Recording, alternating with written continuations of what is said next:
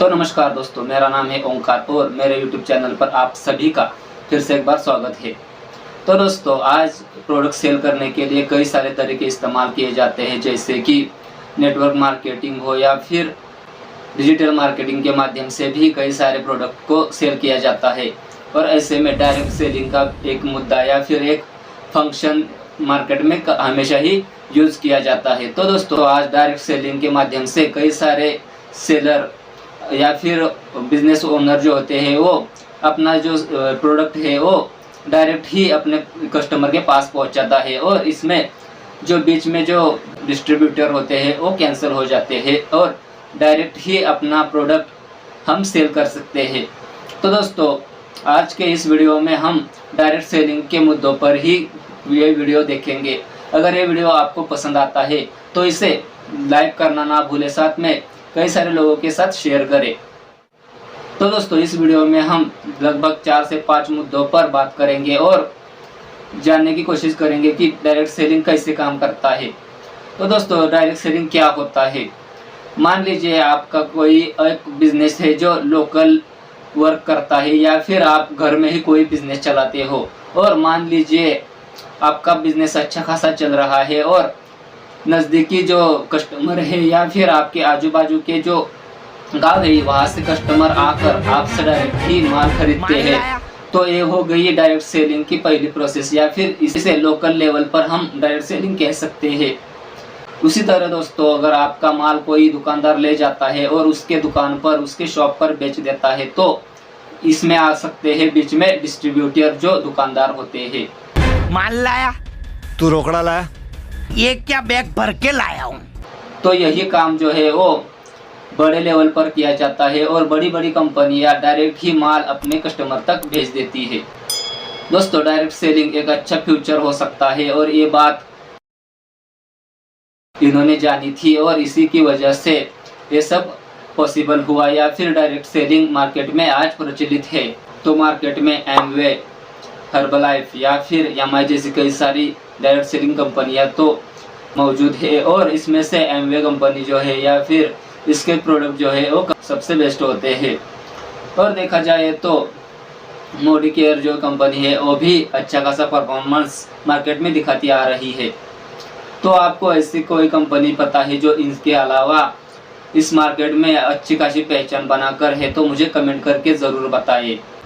दोस्तों, अगर देखा जाए तो डायरेक्ट सेलिंग में कोई भी बड़ा नुकसान नहीं हो सकता, ऐसा अगर आपको लगता है तो डायरेक्ट सेलिंग में आज कई सारे स्कैम भी होते हैं, जिस पर हम आगे चलकर बात करेंगे।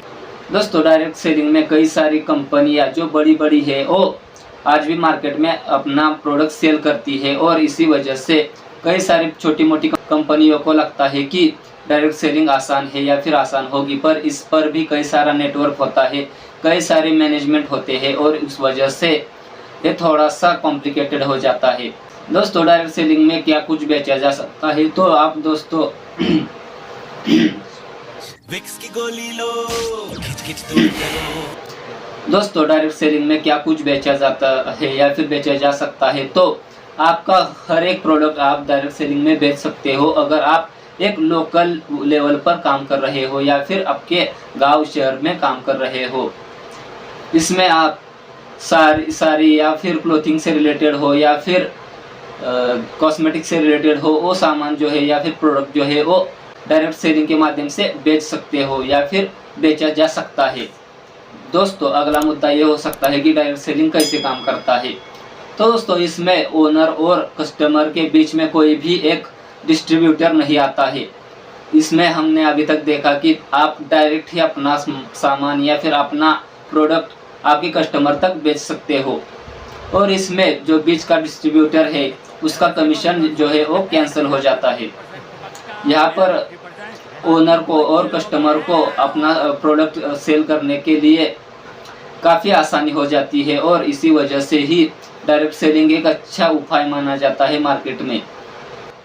तो दोस्तों, इस डायरेक्ट सेलिंग प्रोसेस में उस बिजनेस ओनर को कई सारे एडवर्टाइजमेंट करने पड़ते हैं सोशल मीडिया के माध्यम से, या फिर बैनर छपवाकर, या और भी तरीके से गूगल एड्स के जरिए कई सारे कैंपेन चलाने पड़ सकते हैं, या फिर अपना जो प्रोडक्ट है उसे सोशल मीडिया पर ले जाना पड़ सकता है, ग्रुप बनाने पड़ सकते हैं, और कई सारे पेज बनाकर भी वो प्रोडक्ट जो है वो बेचा जा सकता है डायरेक्ट सेलिंग में। यहाँ पर दोस्तों प्रोडक्ट सेल करते वक्त आपको या फिर उस बिजनेस ओनर को पोस्टल सर्विसेज का भी सहारा लेना पड़ सकता है या फिर ऑनलाइन डिलीवरी पहुंचाने वाले का भी सहारा लेना पड़ सकता है और अपना प्रोडक्ट सेल करना पड़ सकता है। तो पहले डिस्ट्रीब्यूटर कुछ कमाता था वो कैंसिल हो ही जाता है और यहाँ पर कमाई होती है बिजनेस डिलीवरी एजेंट्स की। पर ये जो डिलीवरी एजेंट के कमीशन है वो पहले से या फिर डिस्ट्रीब्यूटर से कम ही होता है। इस वजह से डायरेक्ट सेलिंग एक आसान रास्ता बन जाता है। दोस्तों डायरेक्ट सेलिंग में हमने दो तरह के डायरेक्ट सेलिंग देखी, जहाँ पर लोकल और बड़ी बड़ी कंपनी या फिर बिजनेस की तरह भी डायरेक्ट सेलिंग हो सकती है। तो यहाँ पर लोकल जो बिजनेस किया जाता है वो नीचे या फिर कम दर्जा का हो सकता है या फिर यहाँ पर प्रॉफिट कम हो सकता है। पर बड़ी बड़ी कंपनियां जो होती है वो कंपनियां यहाँ पर पूरा एक सिस्टम बना के रखती है। यहाँ पर कंपनी ओनर से लेकर कई सारे मैनेजमेंट हो सकते हैं, जैसे कि पैकिंग प्रिंटिंग से लेकर और भी कई सारे, यहाँ पर डिलीवरी एजेंट से लेकर प्रोडक्ट मैन्युफैक्चरिंग से लेकर भी और भी कई सारे डिपार्टमेंट हो सकते हैं। इसके साथ साथ रिसर्च डिपार्टमेंट भी होता है और डाटा एनालिटिक्स डिपार्टमेंट भी यहाँ पर होता ही होता है। और ये सारे जो प्रोसेस होते हैं वो बड़ी कंपनी का रूप ले लेते हैं। अब यहाँ पर कंपनी आ गई है तो यहाँ छोटा मोटा स्कैम तो हो सकता है। तो दोस्तों इसमें स्कैम किस तरह से हो सकता है इस पर भी हम बात करेंगे। दोस्तों आज नौकरी की बात करें या फिर कई सारे जॉब्स की बात करें तो यहाँ पर कम होते हुए या फिर कम ही देखने को मिलते हैं। इसके रीज़न कई सारे हो सकते हैं, पर इसमें स्कैम किस तरह होता है ये आज हम ज़रूर देखेंगे। तो दोस्तों पिछले वीडियो में हमने भी एक स्कैम देखा था और ये स्कैम ऑनलाइन स्कैम था और आप यहाँ पर क्लिक करके देख सकते हो। तो आज नौकरियों की कमी तो है या फिर युवाओं को नौकरी ही नहीं करनी है और आसान तरीके से यहाँ पर पैसे बनाने हैं, पैसे कमाने हैं। अमीरों की स्कीम मेरे हाथ लगी है। 25 दिन में पैसा डबल। 25 दिन में पैसा डबल। तो इसी का फायदा कई सारे डायरेक्ट सेलिंग कंपनियां ले लेती है और इनका नेटवर्क कुछ अलग होता है और ये नेटवर्क कई सारे तरह से आपके साथ स्कैम कर सकता है। तो यहाँ पर कुछ ज़्यादा डिपार्टमेंट तो नहीं होते हैं और जो भी होते हैं वो पूरी तरह से स्कैम में लगे होते हैं। मान लीजिए एक कंपनी का ओनर है और उसे अपना प्रोडक्ट बराबर या फिर झटपट बेच देना है, तो ऐसे ओनर कई सारे डिपार्टमेंट ना बनवाकर कुछ ही डिपार्टमेंट बनवाते हैं और इसमें सेलिंग का ही डिपार्टमेंट ज़्यादा होता है। यहाँ पर कैंडिडेट्स को नौकरी के लिए लाने का वादा करते हैं या फिर अच्छे पेमेंट के नौकरी देने का वादा भी करते हैं और कुछ 2-3 हज़ार रुपये का ट्रेनिंग यहाँ पर होता है कैंडिडेट्स के लिए। दोस्तों ये कैंडिडेट्स जो होते हैं वो अच्छे कमाई के चलते या फिर अर्निंग के चलते ऐसी कंपनी में जाते तो है, पर यहाँ पर स्कैम होना 99% पॉसिबल होता है। तो ये स्कैम कैसे होता है? तो दोस्तों 2-3 दिनों की यहाँ पर ट्रेनिंग होती है और ट्रेनिंग में तो ऐसी बड़ी बड़ी बातें बताई जाती है कि पूछो ही मत। जैसे कि नेटवर्क मार्केटिंग वाले बड़ी बड़ी बातें, बड़े बड़े वादे एक कैंडिडेट्स के लिए करते हैं, उसी तरह डायरेक्ट सेलिंग कंपनियां भी बड़े बड़े वादे करते हैं और 5 से 6 प्रोडक्ट आसानी से बेचने के बाद आप डायरेक्ट ही मैनेजर बनोगे, ऐसा भी ये लोग कहते हैं। तो यहाँ पर आप देख सकते हो कि किस तरह से इस भाई साहब ने मुझे कहा कि आप 5 प्रोडक्ट बेचते हो तो आप डायरेक्ट ही मैनेजर बन सकते हो। तो ऐसी फ्रॉड बात जो है वो एक छोटा बच्चा भी समझ सकता है। तो चलिए पुराने टॉपिक की ओर चलते हैं। तो दोस्तों यहाँ पर नए कैंडिडेट्स को ये समझाया जाता है कि आपको 5 लोगों को जोड़ना है या फिर 5 लोग इस कंपनी में ले आने हैं। यहाँ पर 3 या 5 लोगों को लाने की कोशिश तो की ही जाती है और अगर आप 5 के बजाय 3 लोगों को यहाँ का इस कंपनी में ऐड करते हो तो यहाँ पर आपको कम प्रोसेस में या फिर फीस में अच्छी पोस्ट दी जाएगी, ऐसा भी यहाँ कहा जाता है।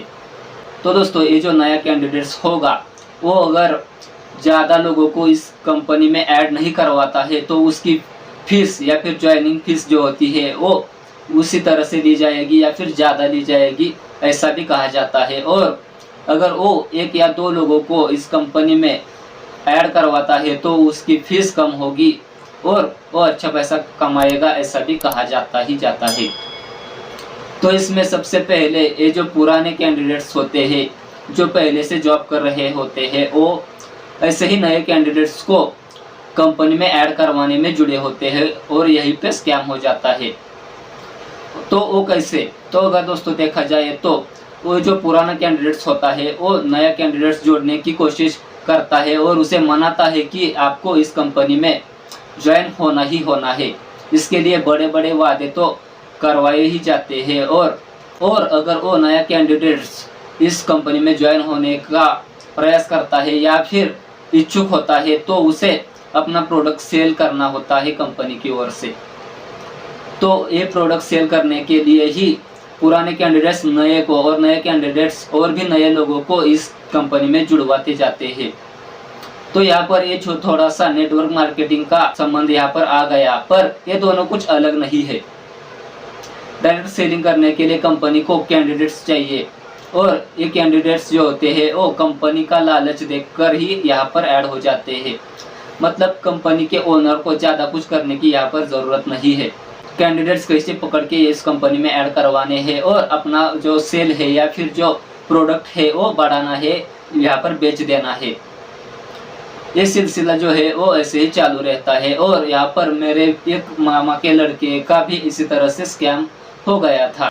तो यहाँ पर मेरे मामा के लड़के ने लगभग 38,000 रुपये यहाँ पर पे किए थे और उसे क्या मिला? उसे मिले कुछ साबुन, कुछ साड़ीज और कुछ कपड़े या फिर कुछ और भी घरेलू इस्तेमाल करने योग्य सामान। और ये सब सिर्फ वहाँ पर ज्वाइनिंग होने के चलते या फिर बड़े बड़े वादे सुनकर ही उसने ऐसा कुछ किया था। और उसी की वजह से मुझे यहाँ पर एक छोटा सा टॉपिक आप तक पहुँचाने का एक आइडिया सूझ गया। तो दोस्तों डायरेक्ट सेलिंग कोई बुरी बात नहीं है, पर जिसे ज्वाइन नहीं होना है उसके लिए बड़े बड़े वायदे तो मत किया करो। दोस्तों नेटवर्क मार्केटिंग और डायरेक्ट सेलिंग में कुछ ज़्यादा फर्क नहीं है और ये बात हमने अभी तक जान ली है। तो जिस तरह से नेटवर्क मार्केटिंग में यहाँ पर बड़े बड़े वादे एक कैंडिडेट्स के लिए किए जाते हैं, उसी तरह से डायरेक्ट सेलिंग में किए जाते हैं। यहाँ पर मैं दो अलग अलग मुद्दों की बात कर रहा हूँ, एक लोकल लेवल पर चल रहे डायरेक्ट सेलिंग की और दूसरा जो है वो डायरेक्ट सेलिंग कंपनी की ओर से। दोस्तों डायरेक्ट सेलिंग में आपके लिए अर्निंग की कुछ संभावनाएं है या नहीं? तो दोस्तों यहाँ पर आपके लिए अर्निंग की तो अच्छी खासी संभावना है और मेरे मामा के लड़के ने ही मुझे बताया कि यहाँ पर अच्छे खासे पैसे तो लोग बना रहे हैं और उनका पेमेंट जो है वो उसने देखा था जो अच्छा खासा बन रहा था।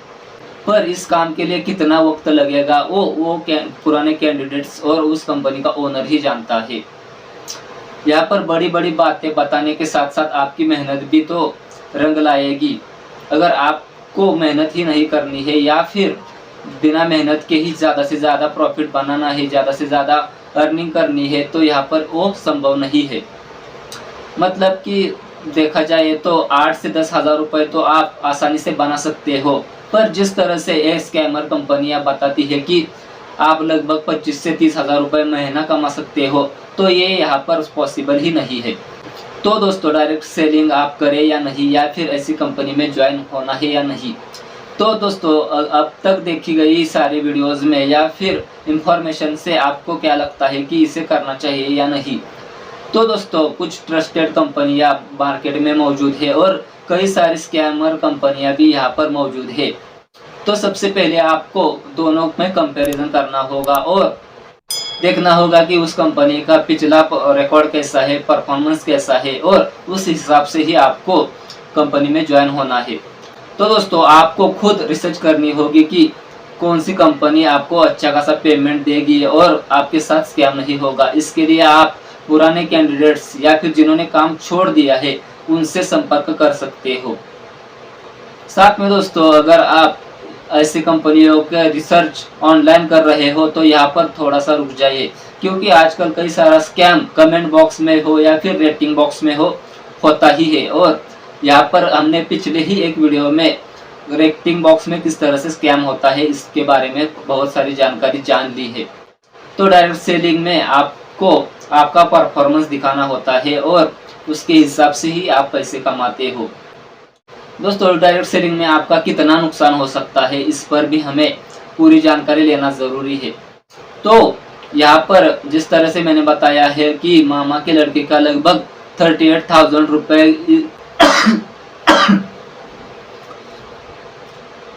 तो जिस तरह से मैंने बताया कि मेरे मामा के लड़के का लगभग 38,000 रुपए एक कंपनी ने ले लिए, पर उसके बदले उस कंपनी ने लगभग 15,000 के आसपास का ही सामान मेरे मामा के लड़के को दिया। तो यहाँ पर आपको अब समझना होगा कि आपका यहाँ पर ज्यादा से ज्यादा पैसा कंपनी को ले लिया जाता है और कई सारा प्रॉफिट कंपनी इस वजह से कमाती है। तो एक स्कैमर कंपनी को सिर्फ कुछ कैंडिडेट्स को ज्वाइन करना है और उनके जरिए कुछ और कैंडिडेट्स को लाना है इस कंपनी में, और बड़े बड़े बातों को, बड़े बड़े पोजीशंस को या फिर बड़े बड़े पेमेंट को बताकर सिर्फ अपना सामान या फिर अपना प्रोडक्ट बेच देना है, और बाद में वो कैंडिडेट्स उस कंपनी में रहे या वो काम छोड़कर कहीं चला जाए, उसका उस कंपनी से कोई लेना देना नहीं होता है, क्योंकि ऐसी कंपनियां कई सारे एग्रीमेंट साइन करवा लेती है। और अब आपको डिसाइड करना है कि ऐसी कंपनी में आपको जॉब लगवाना है, आपको काम करना है या फिर नहीं।